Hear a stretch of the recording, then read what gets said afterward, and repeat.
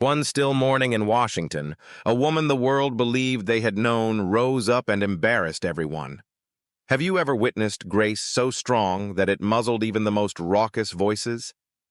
Tier 1 viewers, this is the day that one act of quiet bravery altered the way a nation perceived her, and perhaps the way we perceive ourselves. Press play to get immersed. Some pass by without a mark. Others cleave the air so perfectly that everything is never quite the same anymore.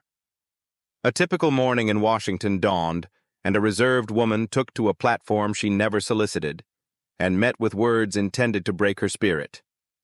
But what does one do when the one you underestimating refuses to break? When honor responds to brutality, not with rage, but with a voice so soothing it unnerves even the mighty. Did you ever find yourself curious about how much it takes to remain gracious when the world is waiting for you to shatter? This is the tale of the day America witnessed a face of Melania Trump never before imagined. And maybe, in her quietness finally speaking out, we all discovered a glimpse of something bolder within ourselves.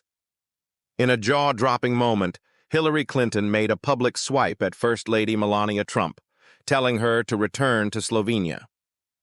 But what no one anticipated was Melania's measured, forceful response, one that has left millions reeling and even brought her subdued applause. This video breaks down the dramatic exchange, what happened, how the public responded, and why it's now making headlines across all of America. It all started at a nationally broadcasted panel in Washington, D.C. The room was filled to the brim with reporters, political experts, and aides as the cameras picked up every moment. On the panel were a few notable figures.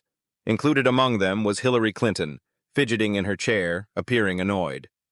Seated across the room was First Lady Melania Trump, still, poised, and as ever, speechless. The moderator asked what appeared to be an innocuous question regarding bipartisanship in America. But Hillary, still resentful of a recent spat with President Trump over a stalling education bill, chose to take the discussion elsewhere.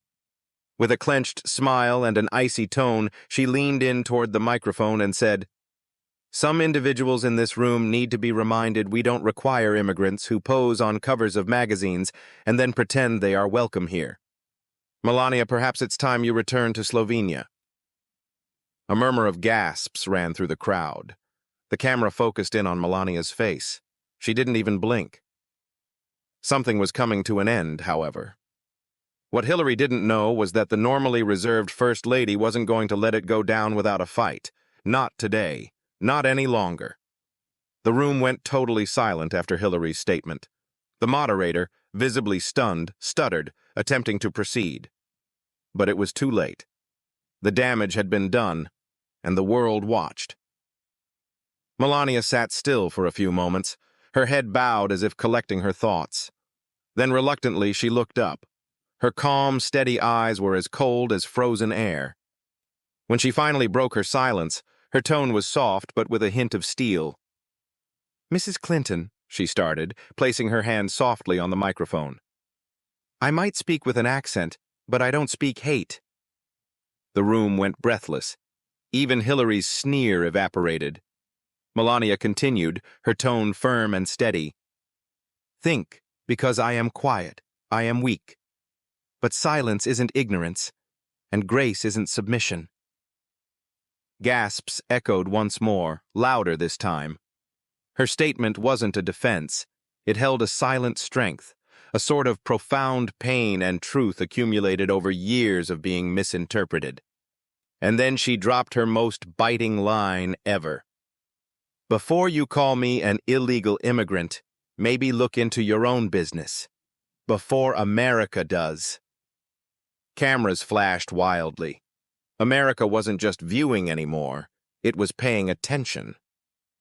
The camera captured the flash of panic lurking behind Hillary's laughter. She attempted to brush it away with a too rapid laughter and a wave of her hand. "Oh, please, Melania," she said, her tone a tiny bit shaky. "Let's not make this a tabloid battle." Everyone heard it, the tiny quiver. Everyone saw it. Melania did not smile. She leaned forward a tiny bit closer to the mic. "This is not a tabloid," she said firmly, voice low. "This is my life, my journey, my truth." Then she shifted her gaze directly to the camera, not Hillary, but to the American people themselves. "I came to this country legally. I followed every rule. I worked hard. I became a citizen the right way, and I love this nation with all my heart." Whispers ran through the room. Some people softly clapped. Others just sat there, paralyzed in shock.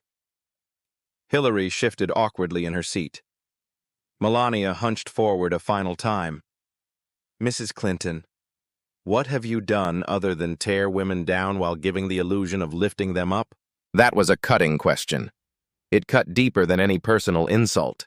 It reached every woman sitting in front of their televisions, particularly those who had ever wondered about Melania Trump. She was no longer simply the reserved First Lady at that moment. She was a lioness defending her reputation. As the tension in the air was palpable as a leaden thundercloud, all eyes gradually shifted, not towards Hillary, but Melania. For years, others had dismissed her as simply a former model or merely Donald Trump's quiet wife. She had heard the rumors. She had read the headlines. But never before had someone as influential as Hillary Clinton attempted to shame her so brazenly out there in public. But now, it was Hillary who seemed small. Melania remained calm. Her fingers didn't shake. Her voice didn't shake. But her message was clear as day. The crowd wasn't merely stunned. It was awakening.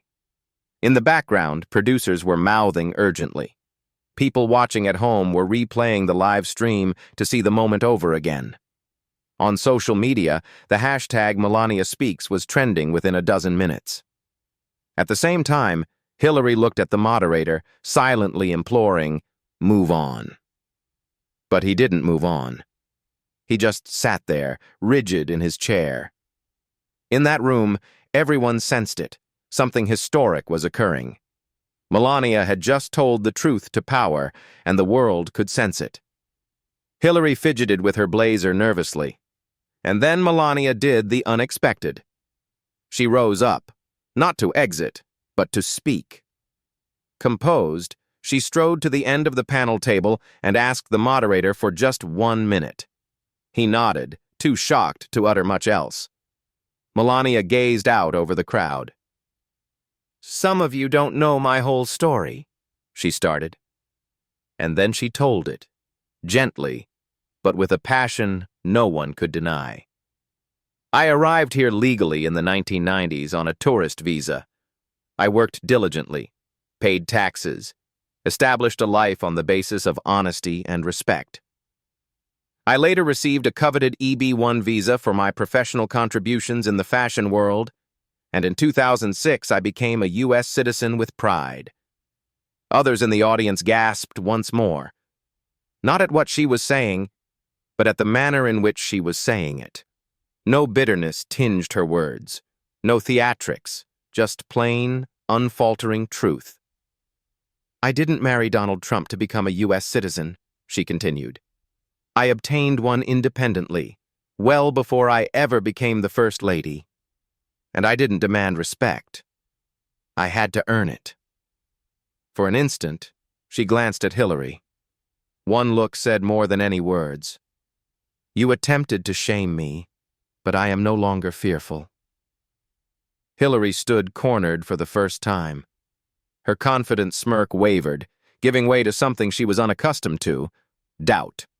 She had her mouth open to answer, but before she could, Melania's voice pierced the quiet once again. It wasn't loud, but it was as pure as glass. "Mrs. Clinton, you once said, 'Women's rights are human rights.'" Melania stopped, and the entire room held its breath. "But today, you attempted to embarrass me for where I was born." Gradually, Melania returned to her seat, placing her hands in her lap neatly. Her words had hit home. Each sentence had resonated, not just with Hillary, but with the millions of viewers at home. The First Lady didn't have to scream. She didn't have to shout.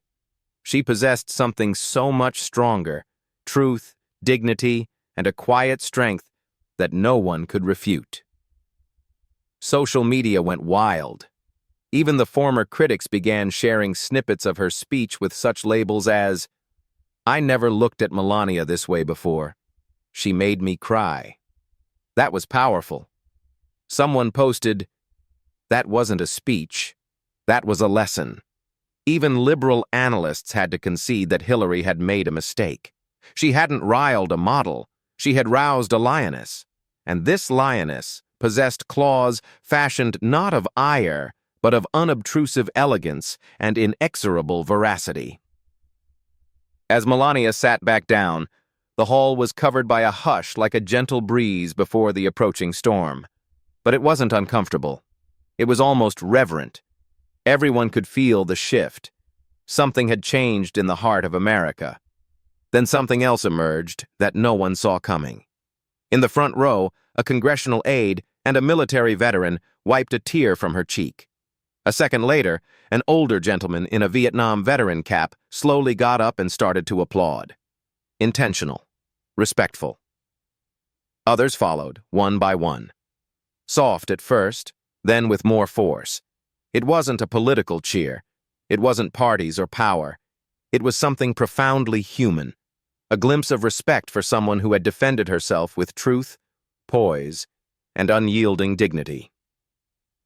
Hillary sat, her gaze skittering across the room, bewildered and infuriated. This hadn't been the way she had imagined things going. She had arrived prepared to cut down a meek figure who would never retaliate.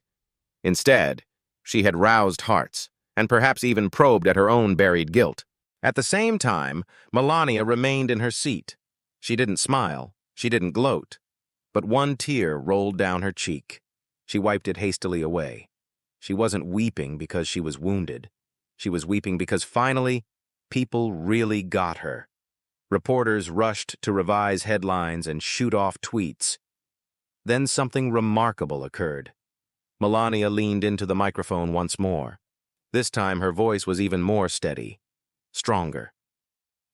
"Mrs. Clinton," she started, "you asked me today if I was here legally. You asked me if I have a right to be in this country." She paused for a single heartbeat, but it hit like a thunderclap. "But let me turn the question to you.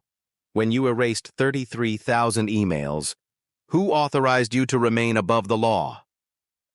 There were gasps in the hall. But this time it wasn't shock. It was a sort of epiphany. Melania was no longer just standing up for herself.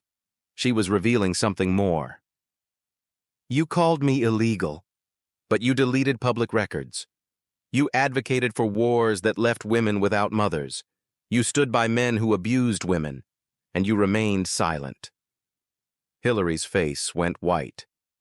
Her smile broke under the burden of it all. "I might have an accent," Melania retorted, eyeballing her, "but I speak the language of integrity, and it doesn't sound like yours." The room was no longer impartial. It had turned altogether. Reporters mumbled amongst themselves. Phones pulsed as messages coursed across the globe. Some even alleged Hillary's team attempted to shut down the live stream. But it was too late. The secret was out. While everyone around the globe rewound Melania's roast, something tiny yet potent was taking place in a diner somewhere else in town. A small girl named Leah, who was no more than 9, sat alongside her mom, viewing it all on the small screen of a phone. Leah had immigrated from Poland 3 years earlier. She too had been bullied for having an accent. With her eyes wide with wonder, she looked at her mother and barely whispered, "She sounds like me, and she's not afraid." Emboldened, Leah snatched a napkin and hastily wrote a note. "Dear Mrs. Melania, thank you for speaking up for people like me. I talk different too. But now I'm not scared anymore because you showed me how brave looks like." Back at the rally, a security guard slipped Melania the napkin silently. She read it silently as well. She sat there for a whole minute, just motionless. Then she folded the napkin and placed it in her purse and put a hand on her heart. That small piece of paper summed up what millions felt. Melania wasn't fighting for herself anymore. She was now a voice of the voiceless. Outside the hall, camera crews lined the streets. Protesters from across the political spectrum poured into the streets. Some were yelling furious slogans. Others brandished homemade signs that said, "We stand with Melania and citizenship is earned, not given." Inside, all was transformed. The formerly one-sided debate now seemed more like a trial, with the American people as the jury. Hillary glanced around and noticed that all the cameras were trained now, not on her, but on Melania. She took up her cue cards and cleared her throat, attempting to sound firm. "Let's be honest," Hillary started, trying to recover. "This isn't about me or her. This is about policy." But the crowd was not having it. For once, Melania was not being talked about. She was doing the talking. A soft voice shouted from the rear of the hall, "Let her speak." Melania slowly turned her eyes, staring directly into the cameras. And then a voice America hadn't heard in years, not from the president, not from a journalist, but from a woman who had remained silent for far too long. Melania cleared her throat. She stuck her hand into her purse and extracted a thin blue folder. She opened it and held up a single sheet, her naturalization certificate. The camera zoomed in. Her name was typewritten clearly. The date, July 2006. "This is my proof," she insisted. "I didn't pay my way in. I worked for it. I earned every stamp, every visa, every step." Then she raised a second page. "This," she indicated the paper, "is my EB-1 approval. Yes, the Einstein visa. I got it because I was the best in my field, not due to knowing someone." She stood there, then uttered something that no one in the room saw coming. "Mrs. Clinton, you've had decades at the helm. What have you achieved that wasn't given to you by someone else's sacrifice?" The crowd stood still, shocked. Hillary blinked rapidly, trying to find a retort. But for once, she couldn't. Because no one could simulate what Melania had just demonstrated. True, undeniable genuineness. She wasn't fighting back for herself now. She was fighting for all truthful immigrants, all quiet women, all who had ever been underrated. Then, from the crowd, a man stood. Tall, with a tattered military jacket, his hands trembled as he spoke. "Ma'am," he said, his voice gravelly with emotion, "I'm a Vietnam vet. I've known war. I've known cowards. And today, I saw bravery." Tears welled in his eyes. "You were born in Slovenia, maybe, but today you fought like an American." A collective gasp rippled through the room, then silence, then deafening applause. Individuals rose from their seats, one by one. Journalists dropped their pens and merely looked on. Even a couple of the security personnel wiped away tears. Melania, in shock, put her hand over her heart once more. She hadn't anticipated this. She hadn't requested it, but she had deserved it. The clapping did not subside for nearly a minute. It was no longer about politics. It was personal. Because in a room full of influential individuals, it wasn't the voice that shouted the loudest that shifted America. It was the quiet one, the soft one, the one no one ever suspected would say a word. The applause still rang in the hallway when Hillary finally stood. Her jaw was locked tightly. Her eyes, once fiery, now flashed with something more like desperation. She leaned toward her microphone. "Let's not forget who I am," she snapped, her tone icy. "I've served this nation a lot longer than the First Lady has even been resident here." Scattered, half-hearted applause ensued, but everyone could see it. She was trying to stem a tide with a paper cup. "I've met heads of state. I've stood up to dictators," Hillary added, her sneer twisting bitterly. "I don't get rattled by a fashion model." Melania didn't blink. She remained seated, calm and firm, but the room grew cold once more. Then, not with haste or fury, she rose from her seat. Her pace was slow but purposeful. "And yet here you are, shaken," she spoke softly. Because truth doesn't wear a pantsuit. It wears humility. The crowd sighed collectively. Some mouths were covered in astonishment. Hillary slumped back in her seat, speechless. She had attempted to bury her twice. And twice Melania had come back stronger. The audience wasn't observing a debate anymore. They were observing a reckoning. In the press room off stage, pandemonium had broken out. Aid workers from both sides hugged their phones, observing the moment real-time online. Cable news anchors were stunned. Even the most progressive outlets were compelled to acknowledge that this wasn't the Melania they believed they knew.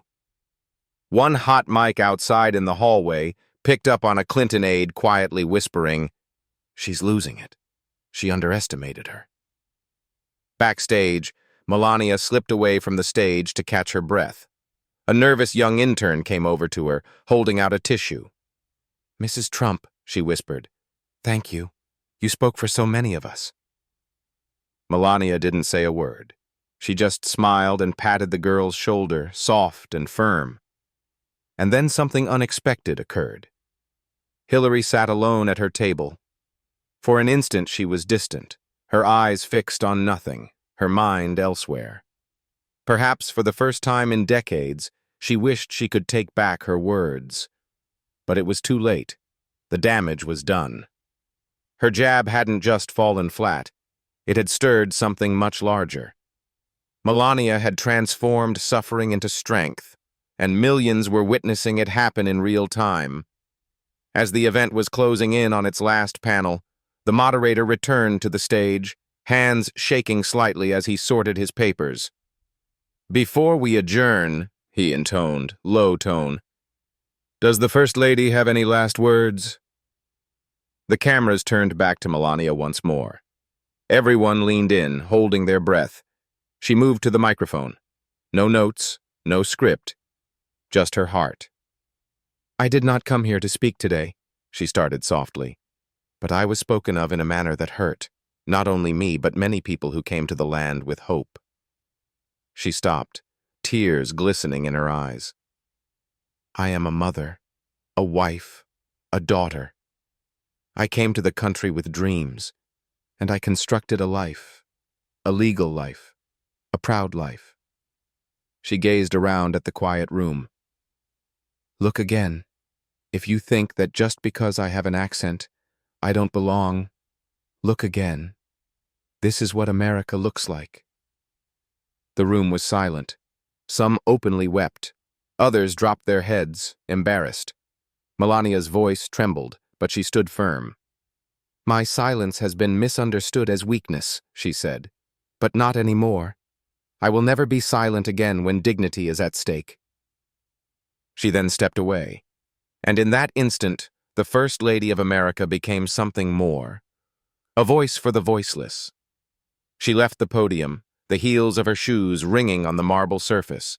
She didn't smile, but her eyes contained something greater than happiness. Relief. The weight Melania had borne for so long felt, finally, set free from her shoulders. And then, a small voice cried out from the throng, "Mrs. Trump!" Melania turned. A small boy, perhaps 10 years old, walked slowly around the security perimeter.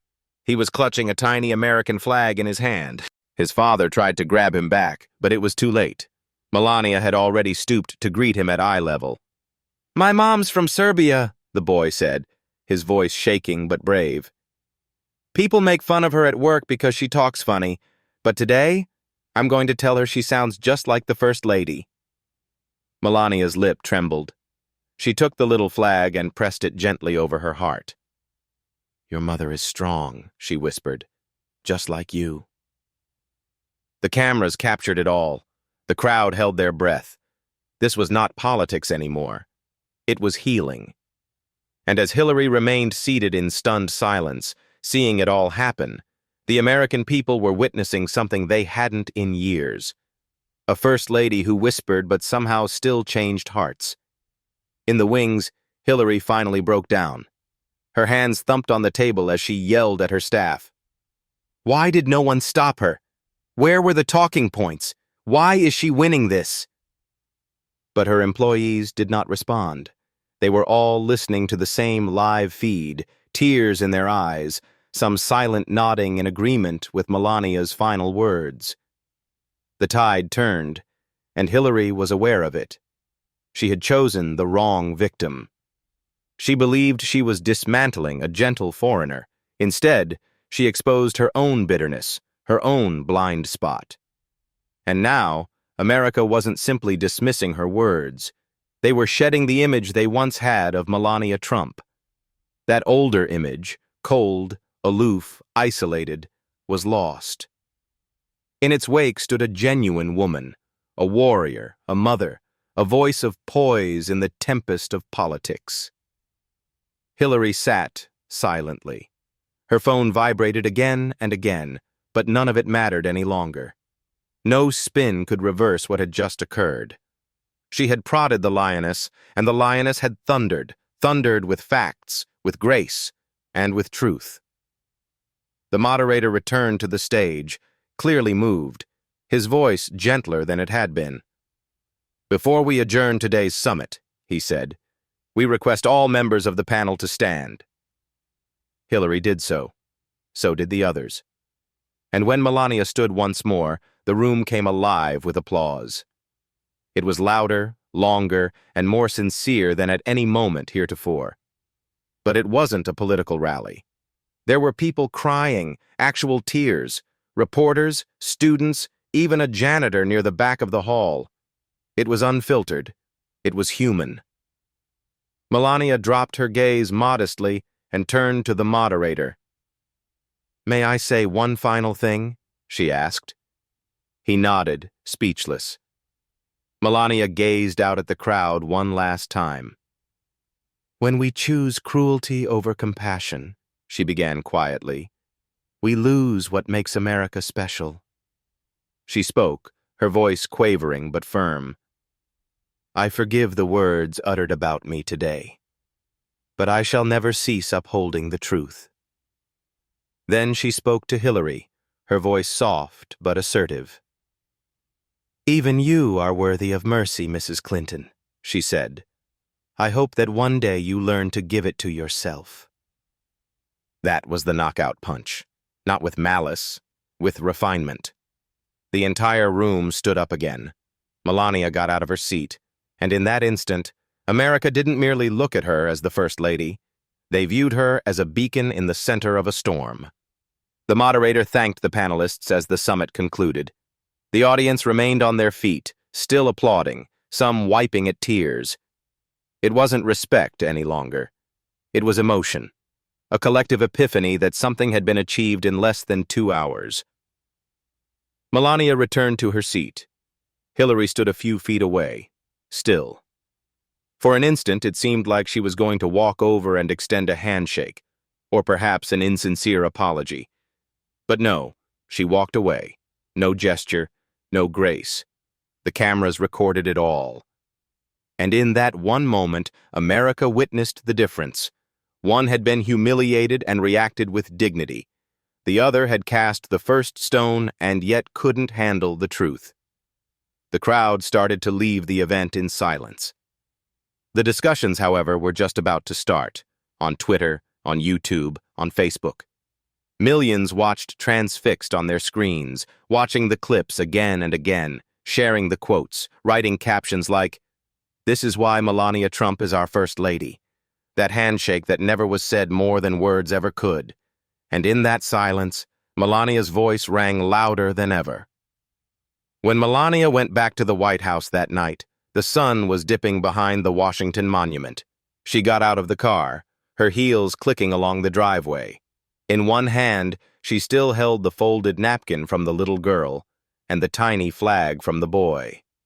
Her face appeared serene, but her heart was full. Within the White House entryway, Donald Trump waited. He did not speak immediately. He merely regarded her, nodding slightly. "You did more than defend yourself today," he said softly. "You defended all of America's forgotten ones." Melania did not weep. She merely nodded, then went over and laid the small boy's flag softly on the mantel. beside a painting of the Statue of Liberty. That evening, she sat in the East Wing alone, reading message after message from average citizens all over the nation. I never believed in politics, but today you made me feel something true. I was ashamed of my accent growing up, until now. You made me cry, First Lady. Thank you. Melania set aside the screen. For a long time, she had not been seen for herself, but as the wife of the president, or as a former model, but as a woman who opted for dignity where others opted for meanness.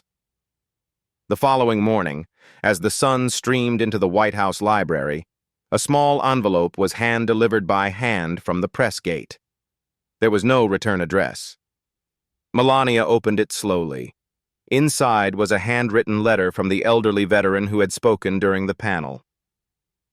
Dear First Lady, I warred where we were informed who the enemy was, yet no one warned us about the wars of words. Yesterday you won a war, not with gunfire but with candor. I watched you stand taller than any general. You made this old soldier believe again, in America, in compassion, in you. Respectfully and tears, James Rusty Dalton, U.S. Army, retired. Melania clutched the letter to her heart and shut her eyes. Nearly whispering, she said, Thank you, Rusty. The cameras weren't present to record that moment, but had they been, they would have witnessed something unforgettable. A single tear running down the face of the most misconceived woman in America. She wasn't crying from hurt. She was crying because finally, they got it. Her phone rang that afternoon. The screen indicated a private number. She almost let it go, but instead she picked up softly. Hello? A soft voice, a bit tremulous with age, spoke. Mrs. Trump. You don't recognize me, but my name is Elena. I am 83. I immigrated to America from Hungary in 1956. Melania sat up straight. Her heart stopped. I saw what you did yesterday, Elena went on. I saw you stand your ground so graciously, and I just had to say something to you. You reminded me of me. There was a silence so long. All these years, Elena said, I believed I was invisible. But when you stood there carrying that tiny flag, I felt like you were standing for me, too. Melania's hand touched her heart, her eyes going soft once more. You are not invisible, she said softly. You are part of what makes this country strong. They talked for only 4 minutes, but in 4 minutes, 2 women, spanned by decades, tongues, and histories, were linked by something greater than politics: belonging. That day, Melania didn't just bear a flag. She bore them all.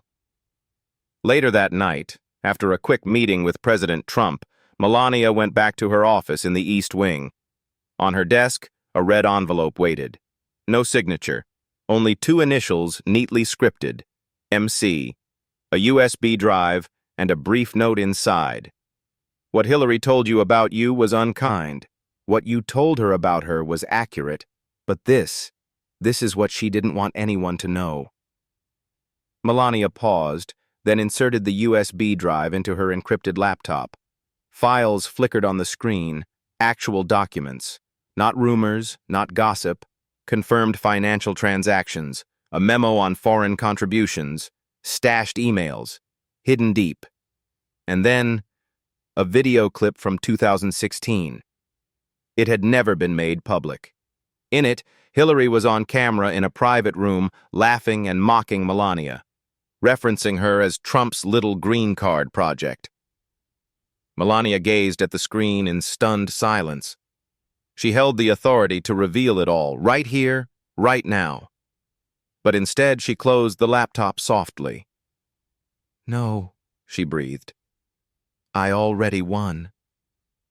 She didn't require revenge. Her truth had sliced deeper than any paper ever could, and that made her stronger than Hillary had ever dreamed. The next morning, while Melania enjoyed tea in the White House garden, A package arrived from abroad. It was wrapped in brown paper, stamped postmarked Sevnica, her home city in Slovenia. Inside was a little hand-carved wooden angel. It flew a small flag, half American, half Slovenian. There was a note from a family friend who is very old. You left in search of a new life, but you never abandoned your roots. Yesterday we saw our girl become the woman the world never expected. We wept for you, Melania, not because you were injured, but because you remained gentle when the world attempted to make you hard. Melania gripped the small wooden figurine, holding it against her chest. Those same fingers that had once folded laundry in a tiny Slovenian flat were now gripping the hearts of millions of people in America. She was never supposed to resist. She was never meant to rise. But she did. And now, even the ones who had once looked over her couldn't look away. Not because she was boisterous, but because, in the midst of hate, she remained human. At a small school in Iowa, in an elementary school, a fifth-grade teacher rolled out the TV cart for current events class. Her students, many the daughters and sons of immigrants, watched the now viral video of Melania confronting Hillary Clinton. The class was quiet, until one small girl, Maria, raised her hand, slowly. "She speaks like my mom," she whispered. The teacher nodded. "And how did that make you feel?" she asked. Maria gazed down at her desk, reflecting carefully, then breathed softly, "Proud." Another student, Daniel, who rarely spoke up in class, raised his hand. "She didn't yell," he said, his voice soft but firm. "But she made everyone listen, even the grown-ups." A few students brushed away tears. Some applauded softly. The teacher had had a worksheet planned that day, but she set it aside. What they had just witnessed was greater than any lesson. It was greater than politics. It was representation. Later that afternoon, Maria penned a letter to the White House. She folded it into a tidy rectangle and requested her mom to send it off. It read, "Dear First Lady, I wish to speak like you one day. I wish to be courageous too. Thank you for being brave about nasty people." A letter from a child, a moment in a classroom. Melania's voice had reached even the smallest hearts. That same night, in a small Tennessee church, something unusual occurred. A circle of women, black, white, Hispanic, old, and young, came together to pray for her. They weren't praying about politics. They were praying for Melania Trump. The pastor's wife, who had never mentioned politics in church, wiped away tears as she started. "Her back wasn't insulted," she said quietly. "She didn't yell. She just spoke the truth, and it cut right through all of us." Another woman nodded, her voice low. "It was like watching Esther," she said. "A woman put in a palace for a moment like this." No one debated. They all knew. They weren't praying for her authority. They prayed for her strength, for her safety, for her voice. One woman opened her Bible and read aloud. "She gapes her mouth in wisdom, and the word of kindness is on her lips." Cell phones vibrated softly with breaking news alerts, but no one touched them. Because this wasn't about headlines. This was about healing. And in that little church room, away from Washington, Melania Trump became something more than a first lady. She became the symbol of quiet strength, a light no politics could extinguish. That evening, Hillary Clinton sat across from a famous TV anchor for a prearranged interview that now felt like a trap. She was different, tired, cautious, almost smaller. The anchor leaned forward and said, "Do you regret what you said to the First Lady?" Hillary hesitated, giving a tight smile that did not reach her eyes. It was a bad choice of words. The anchor did not look away. "Or was it a glimpse into how you truly feel?" Hillary shifted uncomfortably, her hands playing with the air. "Listen," she said finally, her voice sharpened by frustration. I've had to deal with the Trumps for decades. Perhaps I lost my cool, but I never thought she would push back so hard." The audience stood there, quiet. "You underestimated her," the anchor said flatly. Hillary gazed down, then slowly upward. "We all did." That was the headline, and it spread across the nation like a spark on dry leaves. We all did. Those 3 words blazed across all the news websites the next day, because even the one who had sought to silence Melania finally conceded. The sleeping lioness had awakened, and she would never be silenced again. The following morning, Melania was asked to speak at the National Unity Breakfast, a session intended to assist leaders, the press, and ordinary Americans in healing together. Initially, she nearly stayed away, but then something deep within her urged her to go. When she entered the grand ballroom, those present stood up, not because anyone instructed them to do so, but because they felt like it. There was no music, no fanfare, just a quiet wave of respect. Even her old critics, journalists, pundits, lawmakers, stood up from their chairs. Melania walked to the podium. Her voice shook a little at first. "I was born in a small town," she started, her accent gentle but firm. "I never thought I would stand before you, not as a model, not as a first lady, but as a woman who had to remind everyone that kindness is not weakness." She stopped and slowly scanned the room with her eyes. "You can question my accent," she went on softly, "but don't question my heart." Tears filled the room. "I arrived with nothing," she said. "I constructed my life brick by brick. That's not an immigrant tale. It's the American tale." Men and women cried openly. Men with beards bowed their heads. Hillary Clinton was not present, but her biting words had already been forgotten in favor of something much more powerful: grace. And America was watching. As Melania exited the event, someone gave her sleeve a little tug. She turned and spotted a little girl, not much older than 6 or 7, dressed in a crumpled yellow dress. The little girl held a crayon picture in both hands. She didn't know much English, but she looked up shyly and whispered, "This is you." Melania took the paper and held it gently. It was a child's drawing of a woman with long brown hair standing on a stage, with hearts, flags, and tiny stars all around. The girl's eyes were wide and hopeful. "You brave," she whispered. Melania knelt beside her, holding the girl tight, struggling to hold back tears. She signed the corner of the picture, returned it to the girl, and whispered, "So are you." Cameras recorded the moment, but no caption was necessary, because in the midst of a boisterous, harsh political tempest, a small moment of purity reminded the world what it's all about. She didn't know about policies, she didn't know about debates, but she knew about courage, and she saw it emanating from Melania.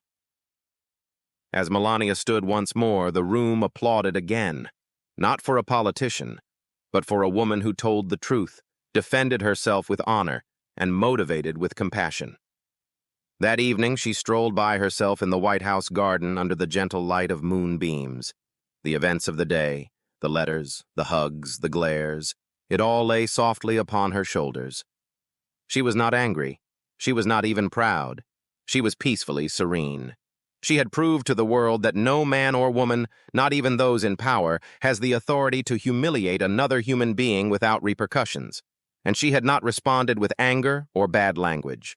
She responded with facts, with poise, with love. Donald stood waiting for her by the fountain. "You did more than talk," he whispered. "You made them feel once more." She nodded, then breathed.